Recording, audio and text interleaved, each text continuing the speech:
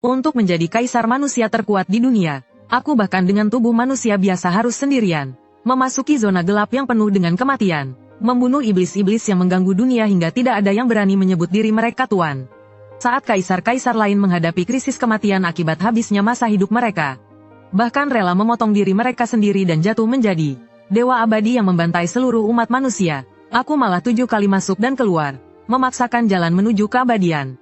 Sayangnya jalan menuju keabadian di dunia ini telah terputus. Oleh karena itu, meski aku tak terkalahkan di dunia ini, aku hanya bisa berhenti di puncak kaisar.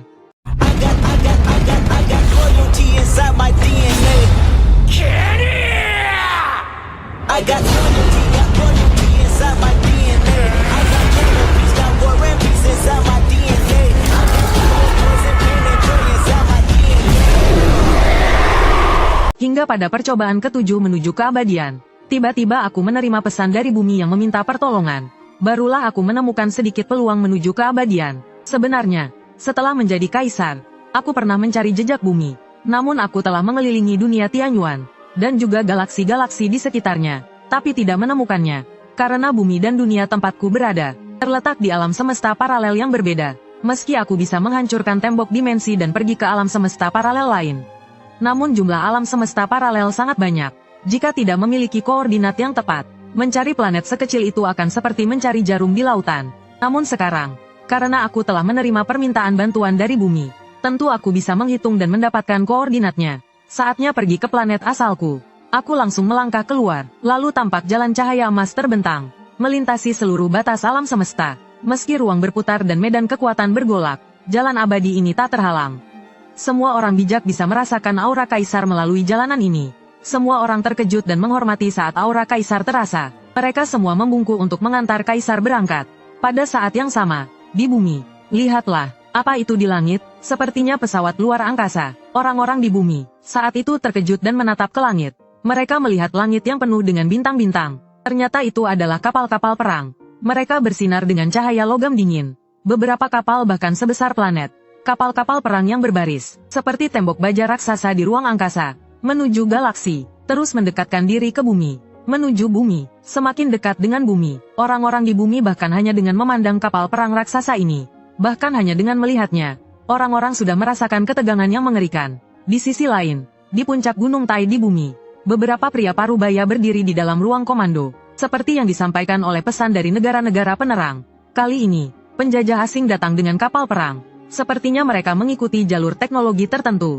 Seorang prajurit yang bertugas mengamati, menyampaikan laporan hasil pengamatannya. Mendengar kabar ini, yang lain langsung menjadi sangat serius. Sudahkah kita berkomunikasi? Apakah mereka bermusuhan dengan kita? Seorang pria parubaya dengan tatapan serius bertanya. Pesan yang kita kirim, semua tidak mendapat balasan. Mereka hanya mengirimkan satu kalimat berulang-ulang. Lihat, takluk, tunduk, maka kau tak akan mati. Tatapan pria parubaya itu sedikit berkilau. Apakah maksudnya mereka ingin menaklukkan bumi?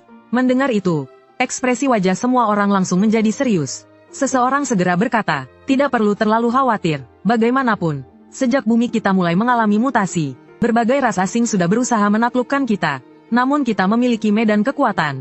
Mereka tidak bisa masuk sama sekali. Tapi kali ini berbeda, pria parubaya itu berkata dengan serius.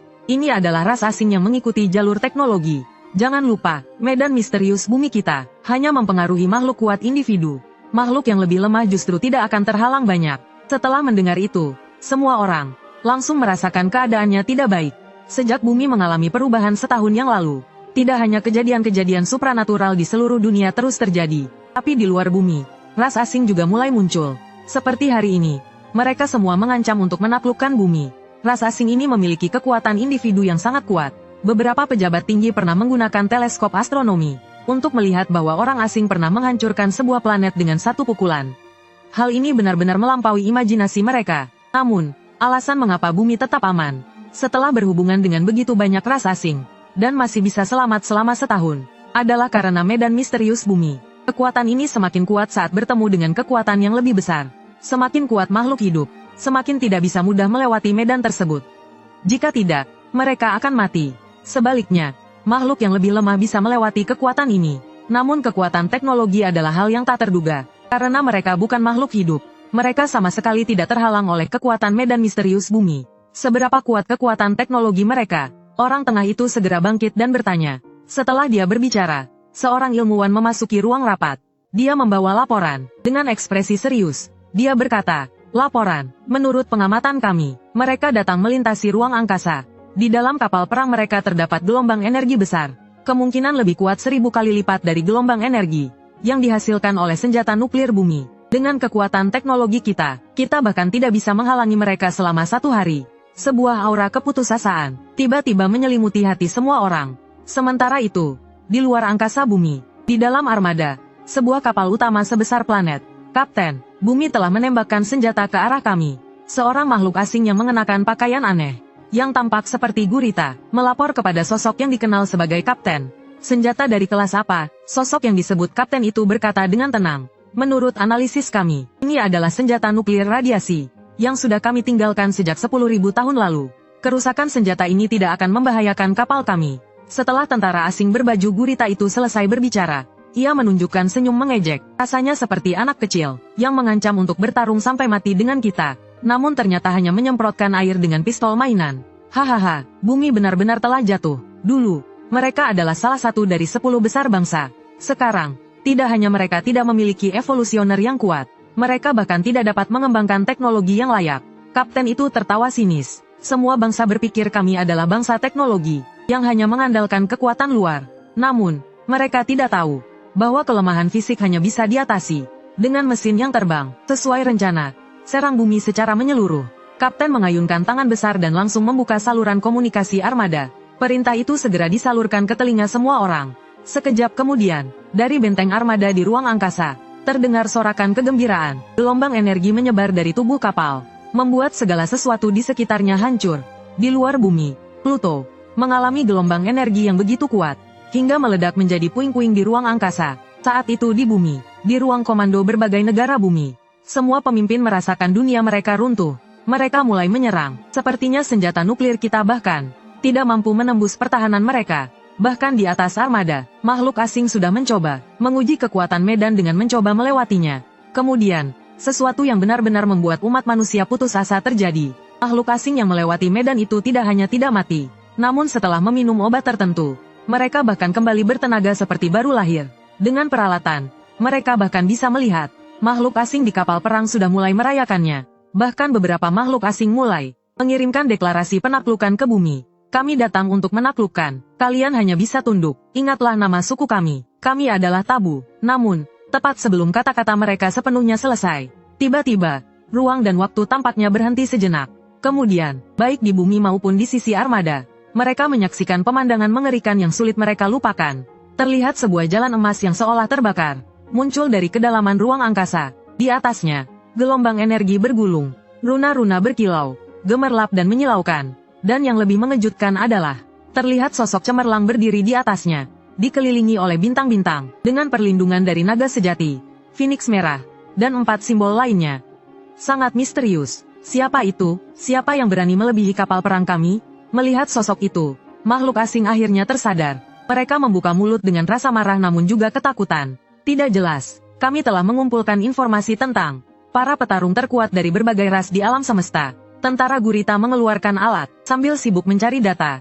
Ia berkata, "Berapa kekuatan tempurnya?" Kapten tidak bisa menahan diri untuk bertanya. 100 miliar, bukan, 1000 miliar, 10.000 miliar, triliun. Sepertinya ada masalah dengan alat ini. Alatnya tidak bisa menampilkan kekuatan tempur lawan. Tentara gurita melihat angka yang terus berubah pada alatnya.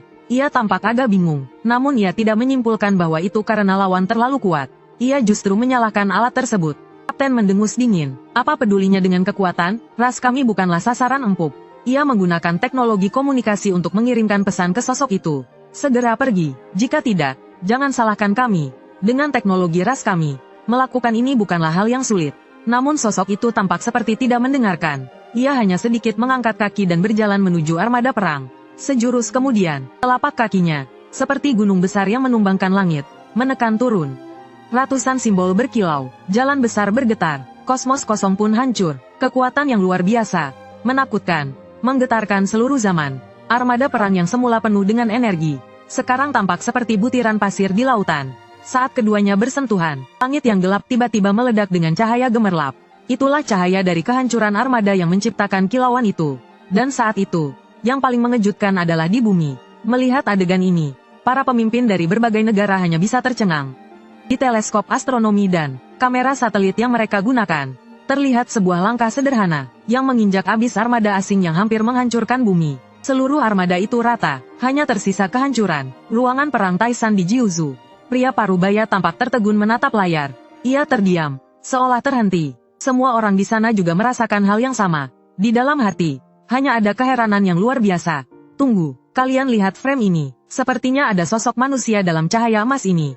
Teknisi yang bertanggung jawab atas pemutaran gambar tiba-tiba berseru saat memindahkan frame ke gambar itu. Apakah dia yang menghancurkan armada asing itu? Semua mata berfokus pada sosok dalam gambar itu. Ini sebenarnya makhluk apa? Dengan kekuatan satu orang bisa menghancurkan armada? Semua yang ada di sana tidak bisa menahan kekaguman. Ada orang dengan kekuatan seperti ini? Apakah dia dewa yang ada dalam legenda?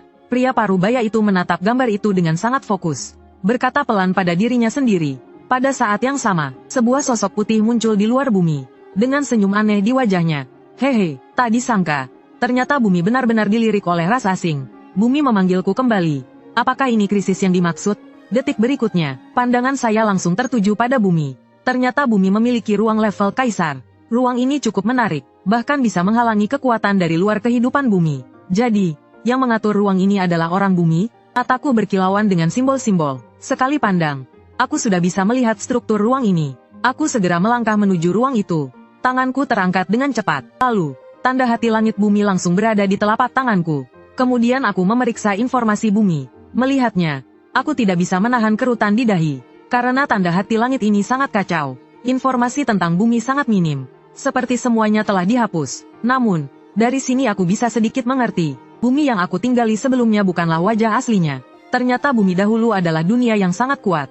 Selevel dengan dunia Tianyuan besar. Namun karena suatu alasan khusus, itulah yang menyebabkan penampilannya sekarang. Tak heran jika bumi menjadi sasaran perebutan dari ras asing. Sepertinya bumi sedang mengalami sebuah siklus. Seperti burung phoenix yang membangkitkan kembali dirinya. Saat ini sedang berada dalam tahap kebangkitan setelah terbakar. Akan segera kembali menjadi dunia yang kuat. Hal ini bahkan membuatku sedikit terkejut. Tentu saja, saat aku meninggalkan bumi, aku hanyalah seorang manusia biasa. Rahasia tentang bumi sama sekali tidak dapat diketahui. Hanya saja tanda hati langit itu penuh dengan kekacauan. Lalu, siapa yang memanggilku kembali? Belum sempat aku sadar, suara itu terdengar lagi di dalam pikiranku. Mendeteksi bahwa pemilik sistem sedang berada di wilayah sistem. Sistem mulai menghubungkan dengan suara-suara yang berturut-turut muncul. Ekspresiku berubah aneh. Jika bukan karena sedikit pengaruh padaku, mungkin sudah kutumpas dengan kekuatan pikiran. Tapi aku sudah menjadi seorang kaisar. Lalu, apa gunanya sistem ini? Aku melambaikan tanganku, dan di hadapanku muncul titik cahaya berwarna-warni yang berkilauan dengan misteri ajaran jalan. Tak mengherankan, sistem ini ternyata adalah produk dari aturan dan evolusi jalan besar. Namun, sebagai seorang kaisar, aku bahkan tidak bisa melihat asal-usul sistem ini. Berarti, pihak lain dalam memahami jalan besar mungkin jauh lebih tinggi dariku. Pada saat itu, sistem berbicara lagi. Tugas pemula dirilis. Harap tuan rumah di pertemuan reuni teman sekolah menamparkan muka orang kaya Tangsan. Tugas ini tidak bisa ditolak atau dihindari. Gagal akan dihukum dengan menghilangnya sistem. Sukses akan mendapatkan hadiah spesial yang sesuai dengan tahapanku. Reuni teman sekolah. Mendengar itu, otakku terasa seakan beku sejenak. Dua kata lama itu menarik kembali. Kenangan dari tahun ke-20-an. Hanya saja aku sudah lebih dari 100 tahun sekarang. Aku berpikir lama baru menyadari bahwa di antara teman-temanku ada seseorang bernama Tangsan. Dia adalah teman sekelasku di tahun ketiga SMA. Saat itu kami sedikit bertengkar karena sama-sama menyukai seorang teman perempuan. Dia selalu memanfaatkan kekayaan keluarganya dan sering memukuliku. Jadi, impian terbesarku waktu itu adalah menghasilkan banyak uang dan menamparkan muka Tangsan. Namun setelah aku melintasi dimensi ini, kejadian itu sudah lama terlupakan. Sekarang sudah lebih dari 1000 tahun berlalu. Bagi orang bumi, itu hanya masa hidup 100 tahun. Pohon-pohon di atas makamnya mungkin sudah diganti gedung tinggi. Namun, sistem memberitahuku, di dunia dewa, sudah bertahun-tahun. Namun di bumi baru saja lewat setahun. Namun, saat ini yang lebih aku perhatikan adalah keluarga yang masih hidup. Aku perlahan menutup mataku. Pikiran kuatku seperti riak di danau, menyebar perlahan ke seluruh dunia. Orang-orang hanya tahu betapa kuatnya Kaisar Agung di masa lalu. Namun mereka tidak tahu kesepian Kaisar Agung. Usia panjang yang membawa adalah kesepian tanpa keluarga. Setelah beberapa saat, aku menemukannya. Di wajahku muncul kebahagiaan yang sudah lama tidak terasa dan tulus. Pada saat yang sama di Jiuzhu Jiangfu, di sebuah lorong gelap yang sempit, seorang pemuda berpakaian hitam, melihat tubuh yang telah kehilangan nyawa di tanah. Matanya menunjukkan kepuasan. Terlalu sedikit, terlalu sedikit. Kekuatan jiwa masih terlalu sedikit. Meskipun menggunakan jiwa untuk menggantikan kekuatan jiwa, tetap saja tidak sebanding dengan dunia jiwa master.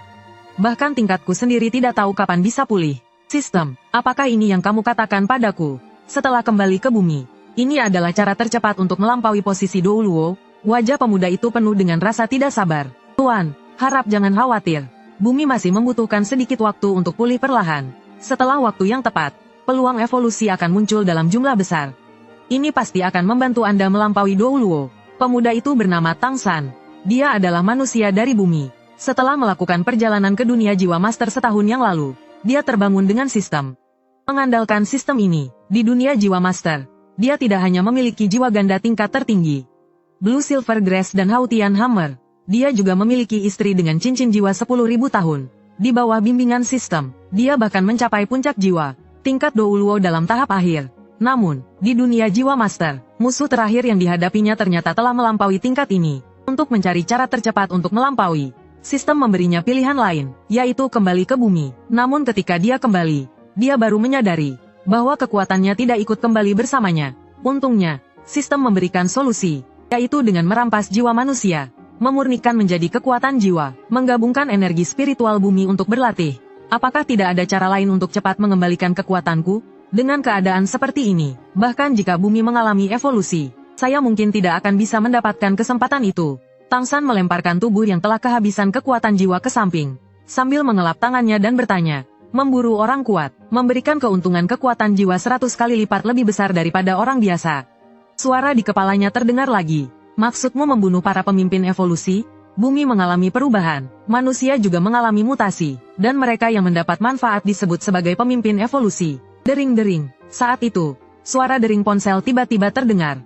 Tang San merogoh kantongnya dan mengeluarkan ponselnya. Sebuah pesan singkat. Tang San tersenyum dingin melihatnya. Reuni teman-teman. Menarik. Bumi hampir hancur. Mereka masih sempat mengadakan reuni.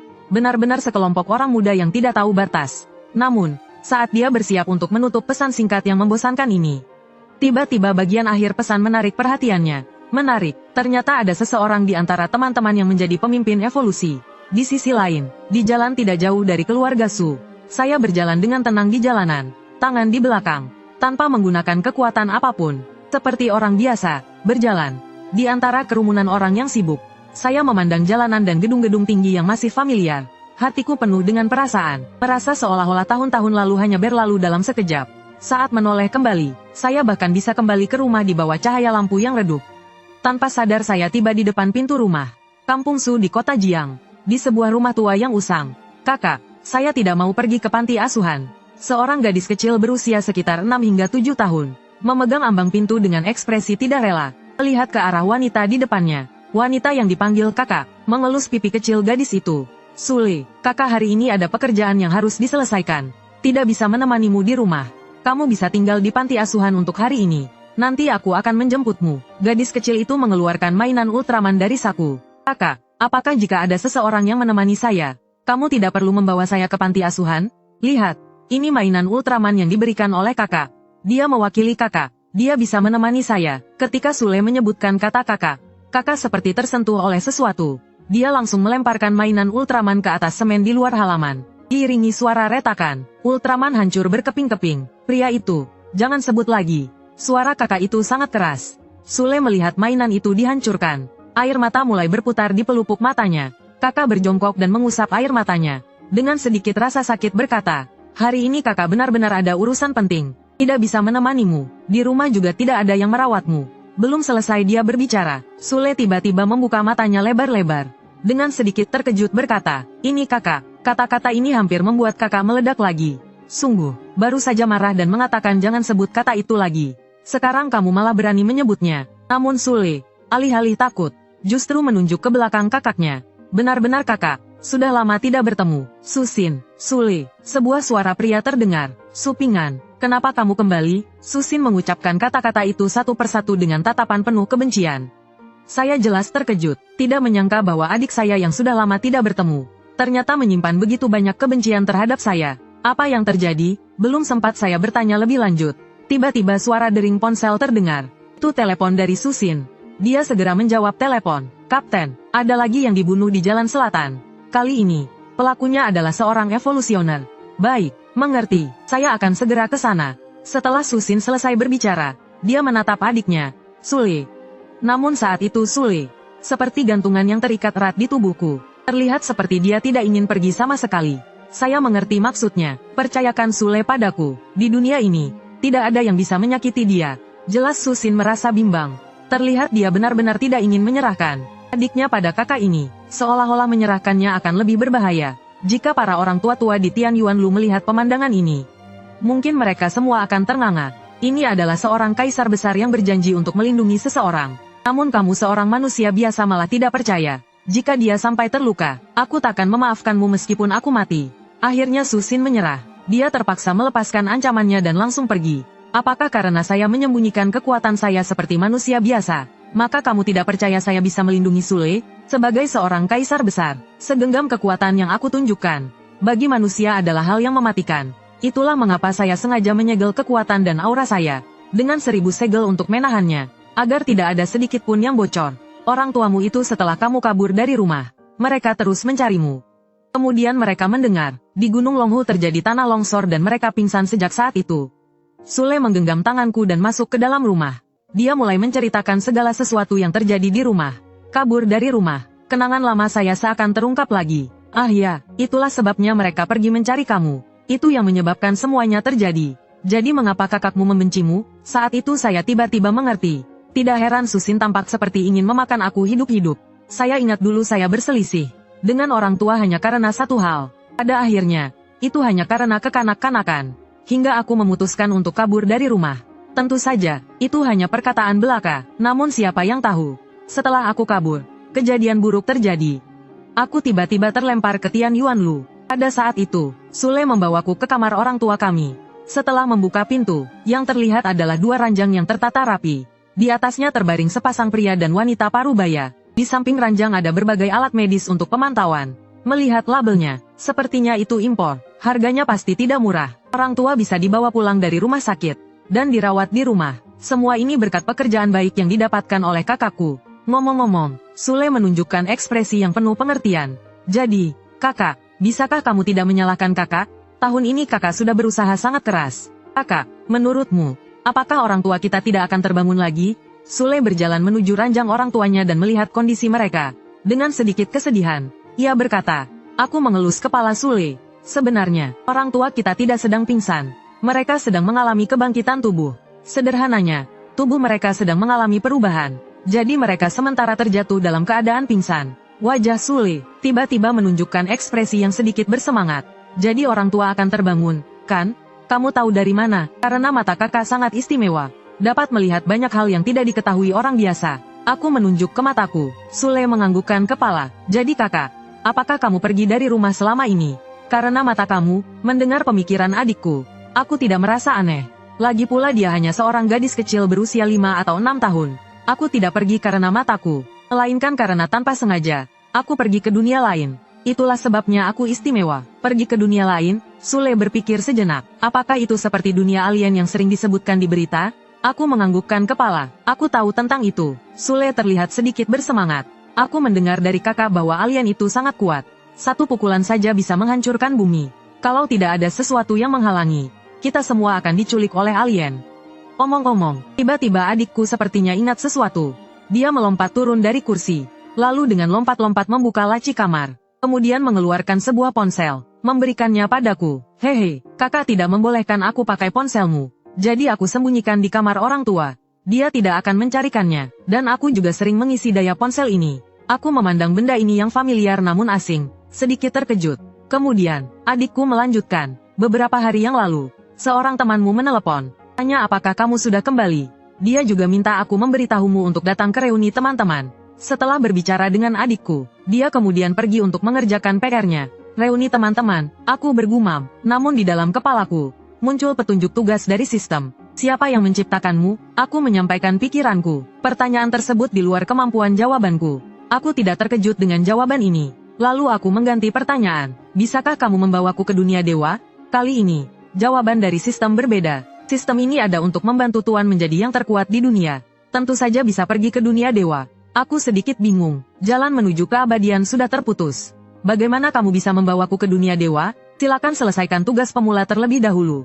Aku terdiam sejenak, jelas sedikit bingung. Setelah berkomunikasi dengan sistem, meskipun tidak mencapai tujuan, namun ada cara baru untuk pergi ke dunia dewa. Lagi pula hanya perlu menghadiri reuni teman-teman dan memalukan teman-teman lama. Sebenarnya itu tidak sulit. Saat malam tiba, pemberitahuan terbaru dari waktu kejadian aneh minggu ini. Beberapa kasus pembunuhan baru-baru ini terjadi di Jiangcheng.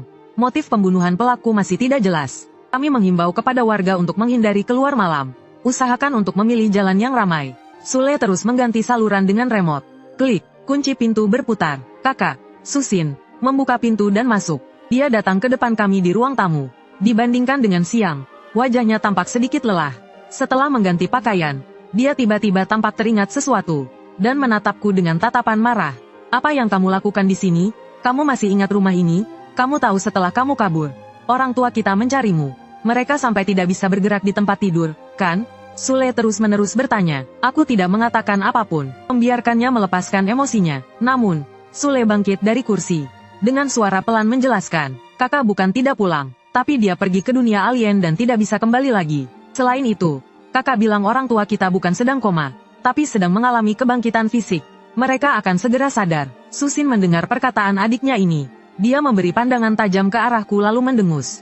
Kamu memang pandai menipu anak kecil. Aku hanya bisa menggelengkan kepala dan tersenyum pahit. Apa yang Sule katakan itu benar. Aku terjebak di dunia besar Tianyuan. Di sana, setelah menjadi kaisar, aku akhirnya mendapatkan kesempatan untuk kembali ke bumi. Aku tidak berniat menyembunyikan identitasku dari keluarga. Tapi Susin langsung tidak tahan dan membalikkan mata. Jika kamu kembali, aku tidak peduli. Tapi sebaiknya kamu segera pergi. Sule, malam ini tidur dengan aku. Sule terpaksa mengikuti dengan enggan. Namun, saat melewati depanku, dia tidak bisa menahan diri dan berkata, kakak saja tidak percaya padamu. Bagaimana kalau kamu pukul satu planet hingga hancur? Supaya kakak percaya kamu pergi ke dunia alien. Aku tertegun sejenak. Sepertinya itu juga bukan hal yang mustahil. Namun aku segera tersenyum santai. Kakak saya ini, sudah hidup selama bertahun-tahun di dunia alien. Aku sudah tidak perlu lagi membuktikan apapun kepada orang lain. Waktu kita masih panjang, kakakmu akan mengerti. Ayo tidur saja. Keesokan harinya, kota Jiang, sebuah kota yang dibangun di tepi sungai. Dan di tepi sungai ini, terletak hotel terbesar di Jiangcheng, Jianghai Grand Hotel. Ini adalah hotel bintang 5 yang paling terkenal di kota ini. Saat ini, di depan hotel, 10 orang muda sedang berkumpul bersama. Tidak disangka, setelah lulus, ketua kelas ternyata sukses berbisnis. Sekarang, mungkin kekayaannya sudah mencapai jutaan yuan. Menurut yang saya dengar, teman sekelas kita, Liu Xiaoyin, dikatakan telah diperhatikan oleh grup biogen yang masuk dalam 100 besar dunia. Ketua kelas ini pasti menggunakan reuni sebagai alasan untuk mendekati Liu Xiaoyin. Biogen, itu yang dikatakan sudah mengembangkan teknologi yang dapat mengobati penyakit langka. Pokoknya, dalam reuni ini, kita hanya menjadi pelengkap. Pemeran utamanya adalah ketua kelas dan Liu Xiaoyin. Para teman sekelas bercakap-cakap di depan pintu hotel. Tak lama kemudian, sebuah mobil Maybach sudah muncul di hadapan mereka, dan orang yang turun dari mobil tersebut adalah ketua kelas. Begitu dia muncul, sekelompok teman langsung mendekatinya dan memberi salam. Beberapa saat kemudian, sebuah mobil Alphard putih berhenti di depan hotel. Tampak seorang gadis keluar dari mobil. Xiaoyin, akhirnya kamu datang juga. Ketua kelas langsung berjalan cepat menuju ke arahnya. Dengan semangat memberi salam, jika sebelumnya memberi salam kepada teman-teman adalah formalitas. Sekarang jelas terlihat ada sedikit ketertarikan. Liu Xiaoyin akhirnya membuka mulut. Ketua kelas, Suli mana? Begitu mendengar nama Suli, ketua kelas tertegun sejenak. Sebenarnya, makan malam hari ini benar seperti yang dikatakan teman-teman. Adalah acara yang dia adakan untuk mendekati Liu Xiaoyin. Namun reuni ini bukanlah permintaan Liu Xiaoyin, melainkan Suli. Setelah sadar, ketua kelas buru-buru menjawab. Suli sudah menjanjikan padaku. Dia akan datang ke reuni ini suatu saat. Tapi aku tidak tahu pasti kapan. Baiklah, kalau begitu, pastikan Suli datang. Kalau tidak, aku tidak suka acara reuni seperti ini. Liu Xiaoyin mengangkat bahu. Kalau begitu, mari kita masuk dulu. Ketua kelas buru-buru tersenyum. Iya, kami masuk dulu. Mereka pun masuk. Tiba-tiba, kalian lihat, apakah itu Tangsan dan Supingan? Tiba-tiba terdengar suara yang berbeda dari teman-teman. Semua orang pun segera menoleh ke arah jauh. Di pintu hotel, tampak dua sosok muncul. Satu di depan, satu di belakang. Salah satunya adalah aku yang sedang berjalan. Sedangkan yang lainnya, adapun orang yang baru turun dari mobil BMW itu adalah Tang San. Wah, ini terlalu kebetulan. Ya, beberapa teman langsung berseru. Pertama, supingan ini tiba-tiba menghilang sebelum kelulusan. Kemudian, Tang San ini, tak lama setelah yang pertama menghilang, dia tiba-tiba jatuh sakit parah. Hingga menjadi seperti tanaman, terbaring di tempat tidur.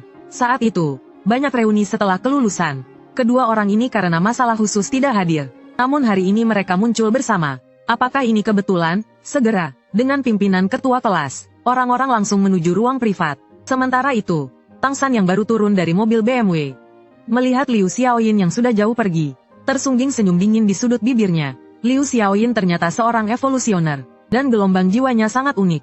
Dia jauh lebih kuat daripada para evolusioner yang pernah aku bunuh sebelumnya.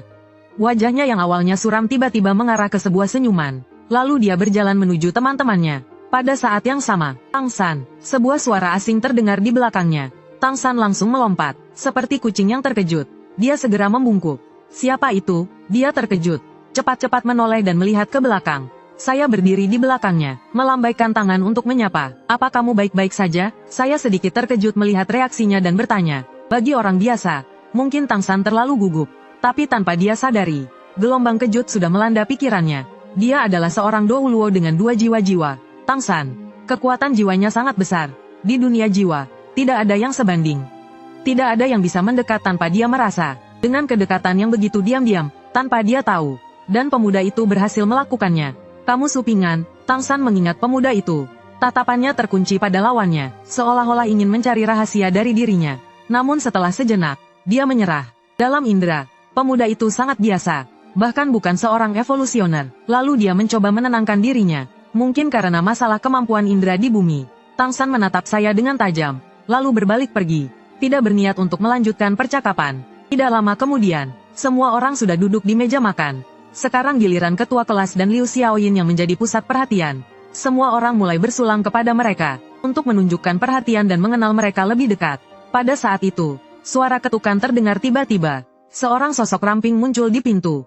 Halo semuanya, sudah lama tidak bertemu. Suli, sudah Mei ternyata datang juga. Ini luar biasa. Setelah dia berbicara, teman-teman akhirnya sadar kembali. Mereka berusaha menutupi rasa canggung dan mulai menyapa. Pada saat itu, Liu Xiaoyin yang duduk di tempat utama, akhirnya berdiri. Dengan sedikit kegembiraan di matanya, dia mulai menyapa. Karena dia datang untuk tujuan ini.